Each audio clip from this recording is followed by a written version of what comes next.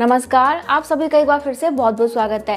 So friends, इस video में हम जानेंगे नॉर्मल डिलीवरी के दौरान जो आपको टाँके लगे हैं आप उसकी देखभाल कैसे कर सकते हैं, क्या करें कि जिससे जल्दी से आपके टाँके ठीक हो जाएं। देखो क्या होता है कि टाँके ठीक होने का समय ना अलग अलग महिलाओं में अलग अलग हो सकता है। किसका बॉडी कैसा है, किसी के घाव जल्दी बढ़ जाते हैं, किसी को थोड़ा टाइम लग जाता है, और ये आपके खान पान पे, रहन सहन पे, देखभाल पे भी डिपेंड करता है। वैसे मैं आपको बता दूं, लगभग 10 दिनों के अंदर आपके टाँके भरने लग जाते हैं और लगभग 6 से 8 सप्ताह के अंदर, 10 सप्ताह के अंदर आपके टाँके ठीक होने लग जाते हैं, ठीक हो जाते हैं। तो चलो जी, अब हम ये जान लेते हैं कि आप कैसे अपने टाँकों का केयर कर सकते हैं, कैसे उनकी देखभाल कर सकते हैं। तो पहला ध्यान ये रखें कि जब आपके टाँके लग जाते हैं तो उसके 24 घंटे के अंदर आप आइस पैक लगा सकते हैं। नहीं लगाना है या लगाना है, आप ये अपने हॉस्पिटल में भी पूछ सकती हैं। हॉस्पिटल के अंदर है तो उनसे मांग सकते हैं, ठीक है। दूसरा काम ये करें कि डिलीवरी के बाद जब आप स्नान करते हैं तो गर्म पानी से नहाएं, क्योंकि गर्म पानी से नहाते हैं तो वो जल्दी ठीक होता है। एक बहुत ही इंपॉर्टेंट काम जो कि आपको जरूर करना है, एक छोटा सा टप लेना है जिसमें कि आप आराम से बैठ सकें। आपको क्या करना है कि उसमें गर्म पानी डालना है, उतना पानी डालना है जितना कि आप बर्दाश्त कर सकें। मतलब कि बहुत ज़्यादा गर्म नहीं कि आप जल जाओ, इतना कि आप बर्दाश्त आराम से कर सकें।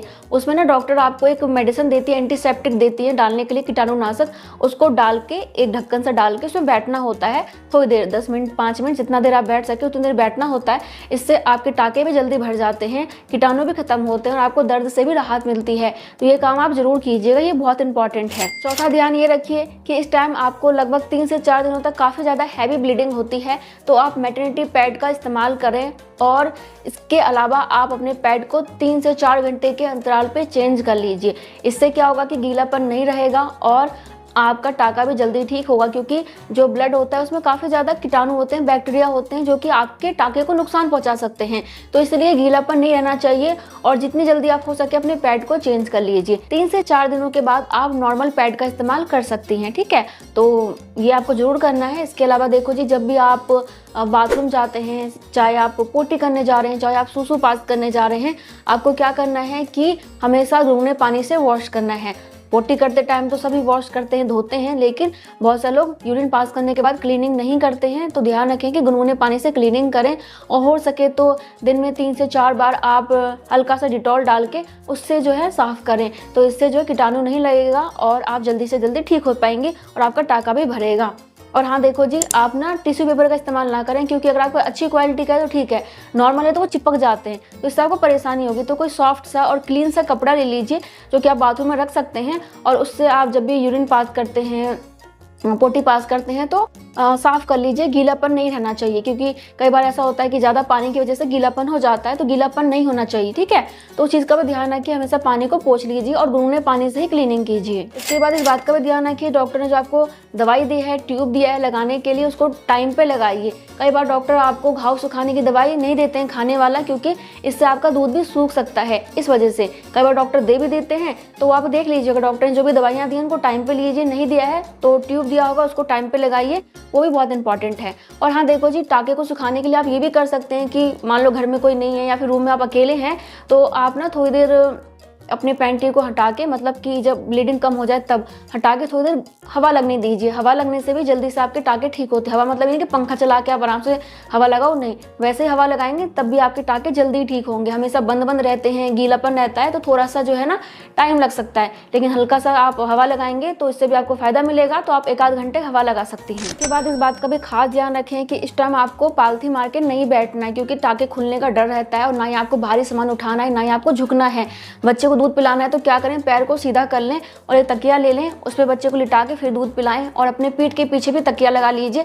इससे आपको आराम मिलेगा और आप आराम से दूध पिला पाएंगे, क्योंकि इस समय बच्चे को ना हर 2-2 घंटे में दूध पिलाना होता है, तो बहुत ही कठिन काम हो जाता है, दर्द भी होता है। पालथी मार के नहीं बैठ सकते हैं, पैर सीधा करके बैठना होता है, तो थोड़ा ध्यान रखिए, नहीं तो फिर आपको ही प्रॉब्लम होगी। क्योंकि बहुत समय ध्यान रखती नहीं है, काम में लग जाती हैं, भारी काम करने लग जाती हैं, झुकने लग जाती हैं, कपड़े धोने लग जाती हैं, और क्या करती हैं कि पालथी मार के बैठ के बच्चों को दूध पिलाने लग जाती हैं। तो ऐसे में टाँके खुल सकते हैं और वहाँ पे घाव भी हो सकता है, इसलिए थोड़ा सा इस चीज़ का ध्यान जरूर रखिए। और हाँ देखो, इस बात का ध्यान रखिए कि जब आपका 10 दिन हो जाता है तो आप हल्का फुल्का टहल सकते हैं, वॉक कर सकते हैं और एक्सरसाइज भी करना स्टार्ट कर सकते हैं हल्का फुल्का। अपने डॉक्टर से पूछ लीजिएगा, अगर आपको दर्द नहीं है, परेशानी नहीं है, तो आप ये करना स्टार्ट कर दें। हैं तो अभी आराम करें, क्योंकि 40 दिनों तक तो वैसे भी आराम करने का नियम होता है, तो 40 दिनों तक मौज करें, आराम करें, बच्चे के साथ थोड़ा टाइम बिताएं, उसको दूध पिलाएं।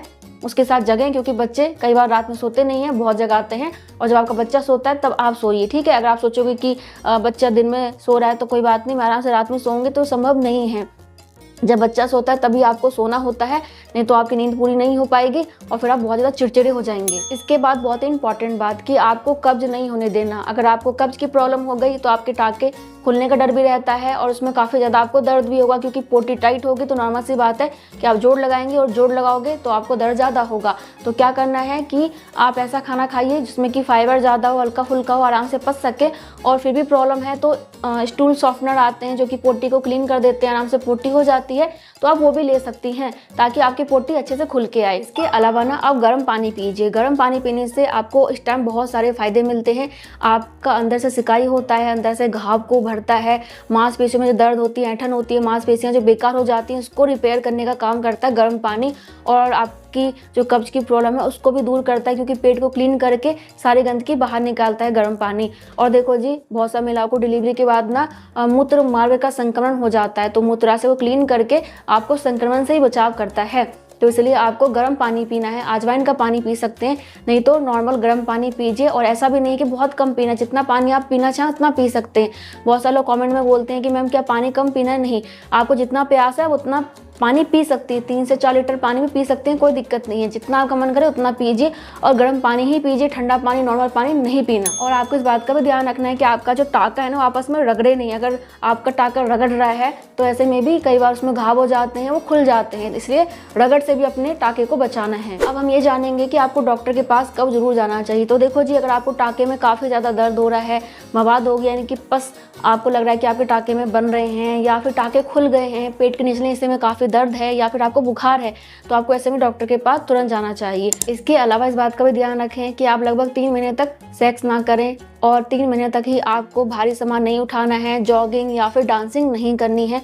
और आप 6 सप्ताह के बाद ही टैम्पून का इस्तेमाल करें। 6 सप्ताह तक टैम्पून का इस्तेमाल ना करें, क्योंकि बहुत सारे लोगों को लग सकता है कि ब्लीडिंग हो रही है तो टैम्पून लगा लो। नहीं, आपको नहीं लगाना। आगे देखिए जी, आपके घाव को भरने के लिए आपका हेल्दी होना ही बहुत ज़रूरी है। हेल्दी खान पान होना चाहिए, तभी आपका घाव जल्दी भरता है। तो अपने खान पान का विशेष ध्यान रखें, स्ट्रेस फ्री रहें। जितना तनाव लेंगे उतना ज़्यादा ही आपका बॉडी ख़राब होता है, तो उस चीज़ का भी ध्यान रखिएगा। तो अपना खान पान अच्छा रखें, लाइफस्टाइल अच्छा रखें और पॉजिटिव रहें, मस्त रहें, मज़े लीजिए, तो आप जल्दी से ठीक हो जाएंगी। बाकी कुछ ही पूछना है तो कमेंट कर सकती हैं। मैं मिलूंगी नेक्स्ट वीडियो में, तब तक के लिए bye bye. Thank you so much, नमस्ते।